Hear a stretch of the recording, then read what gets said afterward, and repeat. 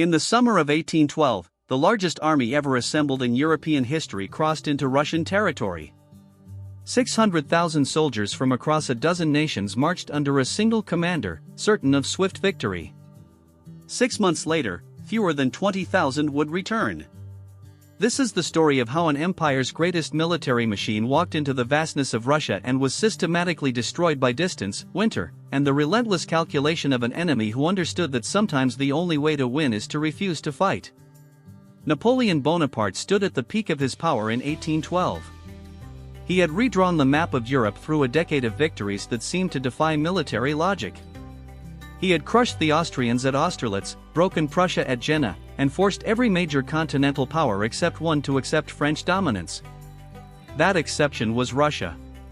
Tsar Alexander I had signed a treaty with France in 1807, agreeing to cut trade with Britain and align with Napoleon's continental system. But by 1810, Russia had quietly resumed trade with Britain. Russian merchants needed British goods. The Russian economy was suffering. Alexander chose his nation's interests over Napoleon's demands. For the French emperor, this was intolerable. His power rested on the idea that his word was absolute. If Russia could defy him without consequence, the entire structure of French dominance would begin to crack. Napoleon assembled an invasion force unlike anything Europe had seen. The Grande Armée of 1812 numbered over 600,000 men. Only half were French. The rest came from allied and subjugated nations across Europe: Poles, Germans, Italians, Dutch, Swiss, Austrians, Prussians. Some marched willingly, believing in French revolutionary ideals or hoping for Polish independence.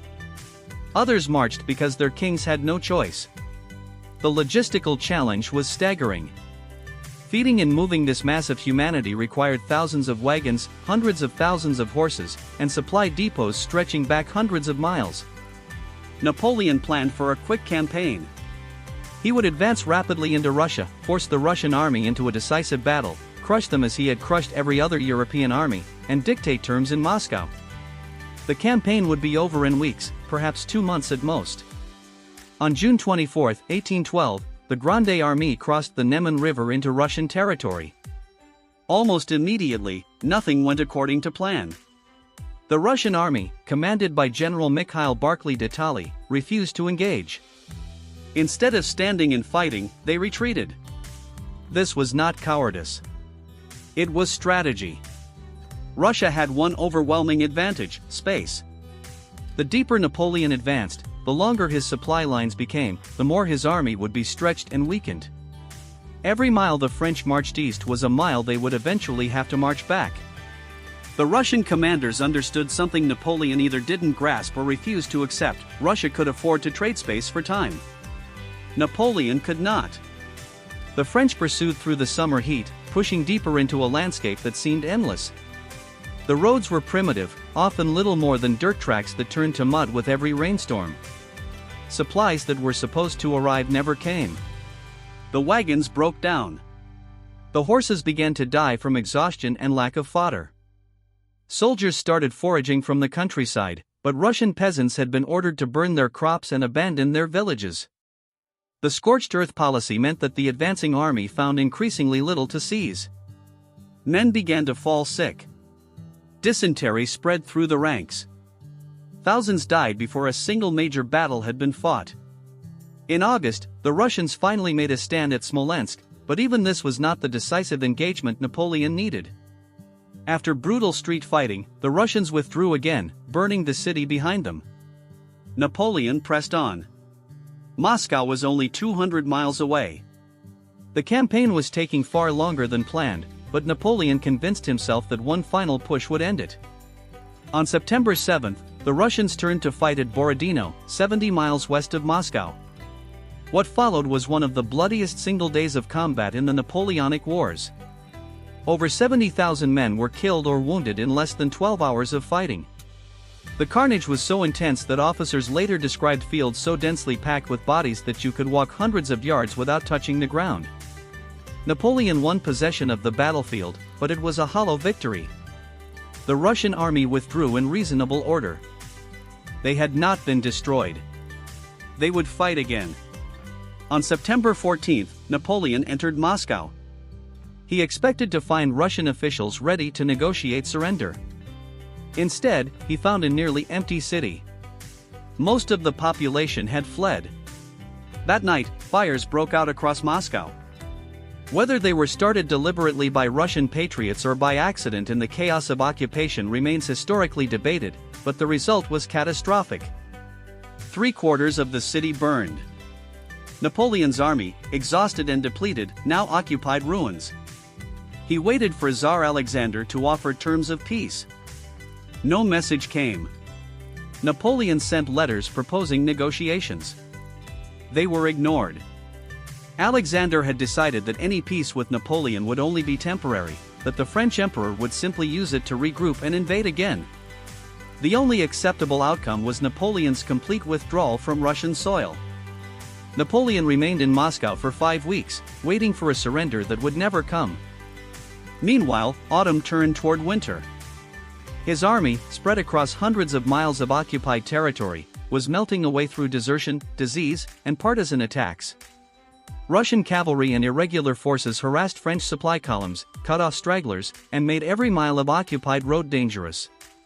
By mid-October, Napoleon finally accepted reality. There would be no peace. He would have to retreat. The decision came too late. Winter was closing in. His army was already weakened and undersupplied. The horses were dying. The wagons were breaking. The men were hungry and exhausted before the retreat even began. The withdrawal from Moscow started on October 19. Napoleon hoped to take a southern route back through regions that had not yet been stripped of supplies. The Russians blocked this path, forcing the French back onto the same devastated roads they had used during the advance. Now those roads led through a landscape already picked clean. Snow began to fall in early November. The temperature dropped rapidly. The soldiers, who had marched into Russia expecting a summer campaign, had no winter clothing. Men wrapped themselves in whatever they could find: curtains, carpets, strips of fabric torn from abandoned buildings. Frostbite became epidemic. Fingers and toes blackened and fell off. Soldiers who fell behind were left to die or be captured. The army's discipline began to collapse. Units that had maintained formation for months dissolved into crowds of starving, freezing men focused only on survival. The crossing of the Berezina River in late November became a nightmare of ice, panic, and death. Russian forces had destroyed the bridges. French engineers worked in freezing water to construct makeshift crossings while Russian artillery shelled the massive crowd of soldiers and civilians trying to escape. Thousands drowned. Thousands more froze. Thousands were killed by Russian guns. Those who made it across left behind perhaps 30,000 dead. The Grande Armée, once 600,000 strong, was now a broken mob numbering in the tens of thousands. By December, the temperature had fallen below -30°C. Men died in their sleep. Horses collapsed and were immediately butchered for food. Entire units ceased to exist as organized formations. Officers abandoned their commands. Generals traveled ahead with small bodyguards, leaving their troops behind. Napoleon himself left the army on December 5, racing back to Paris in a sleigh to manage the political crisis his defeat had created. The remnants of his army staggered westward. When the survivors finally crossed back over the Neman River in mid-December, perhaps 25,000 combat-effective soldiers remained from the original force of over 600,000. The rest were dead, captured, or scattered across the frozen wasteland of western Russia. The destruction of the Grande Armée shattered the myth of Napoleon's invincibility. Within months, Prussia and Austria, sensing French weakness, joined Russia in a new coalition. Within 2 years, Napoleon would be defeated and exiled. The campaign demonstrated that even the most brilliant military commander could be undone by overreach, by failing to understand the nature of the enemy and the terrain, by believing that willpower alone could overcome logistical reality. Russia had not defeated Napoleon through superior tactics or better generals. Russia had defeated Napoleon by refusing to fight on his terms, by trading space for time, by letting distance and winter do what armies could not. 600,000 men had marched east believing in swift victory. The frozen roads of their retreat became one of the greatest disasters in military history.